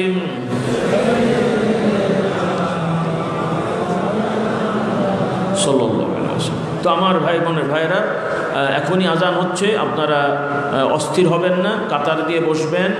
আর যারা বক্সে দিতে চান, স্টেজের এখানে বাক্স আছে, আমি যেখানে বসি এর পাশেও মাদ্রাসা, মসজিদ, ইসালে সব ওয়াজ মাহফিলের বাক্স আছে, ওখানে দেবেন। আর অনেকে দেখা করতে আগ্রহী, আপনারা মাহফিলের হ্যাঁ, আপনারা বক্সে দেন, আমি দোয়া করছি বক্সে দেবেন। আর রুমাল যাবে, কাতারে বসেন, রুমাল যাবে। আর যারা দেখা করতে আগ্রহী আপনারা চেষ্টা করবেন 10:30টার মধ্যে দেখাটা সেরে ফেলা। আজকের জন্য রাত 10:30টার ভেতরেই আপনারা যারা আগ্রহী আমার সাথে দেখা করার করবেন। আর এছাড়াও আমার চাচাজান হুজুর আছেন, ভাইরা আছেন, যারা দেখা করাতে আগ্রহী তাদের কাছে সময় মোতাবেক সুন্দরভাবে আদবের সহিত দেখা সাক্ষাৎ করবেন। আল্লাহ তাআলা সবাইকে তৌফিক দেন। আমার এক ভাই মাশাআল্লাহ নগদ 5,000, আর এক ভাই 1,000, আর এক ভাই 100-200। আল্লাহ তাআলা সবার দান কবুল করুন। সবার জন্য দোয়া করছি এবং দোয়া হবে। পরবর্তীতে ঈশার পরে আমার ভাইয়েরা ধারাবাহিকভাবে আসবেন এবং আলহামদুলিল্লাহ এবছর সকল আলেম ওলামাই তো আছেন, ভালো আলোচনা করেন। আপনাদের মধ্যে এবছর ইনশাল্লাহ পর্যায়ক্রমে একজন আলোচনা করবেন, তিনি বড় আলেম এবং হাফেজ, কিন্তু অন্ধ মানুষ, অল্প বয়স, একজন যুবক আলেম, অন্ধ আলেম হাফেজ, ইনশাল্লাহ তিনি আলোচনা করবেন। আশা করি আপনারা শুনে ভালো লাগবে এবং শিখতে পারবেন যে আমরা চোখ থেকেও কোরআন হাদিস বুঝি না, অথচ অন্ধ মানুষ কি সুন্দর কোরআনে হাফেজ এবং আলেম খুব সুন্দরভাবে ইনশাল্লাহ আলোচনা করবেন। ইনশাল্লাহ আমরা ঈশার পরে জমে জমে বসবো, অকারণে আমরা কোথাও যাব না। আরেকটা অনুরোধ, আপনারা যারা দূর দূরান্ত থেকে এসছেন, স্থানীয় ভাইরাও দয়া করে এই মাহফিলের 3 দিন খাওয়া দাওয়া ছাড়া, এই আশপাশে যে মার্কেট হয়েছে, খাওয়া দাওয়া ছাড়া অন্য কিছু কিনবেন না। এই আজকেই দেখলাম এক বেচারা খেলনা কিনে নিয়ে আসছেন। কেন ভাই, আপনাদের দেশে কি মার্কেট নাই? ওয়াজ মাহফিল এসে খেলনা কিনবেন কেন? হ্যাঁ, বাচ্চার খেলনা কিনতে পারেন, সেটা ভিন্ন, কিন্তু এখন না। অন্তত ধৈর্য ধরেন, একান্ত কিনতে হলে মাহফিল শেষ হোক তারপরে। এই মাহফিলের 3 দিন খাওয়া দাওয়া ছাড়া প্যান্ডেলের বাইরে যাওয়া যাবে না। বলি ইনশাল্লাহ? কথাও বলছি না, ইনশাল্লাহ। হ্যাঁ, আমার এক ভাই নিয়ত করেছিলেন 5,000, আল্লাহ তাআলা করবো, কারণ আসতে লোক পাঠিয়েছেন, এখানে দিয়ে যান।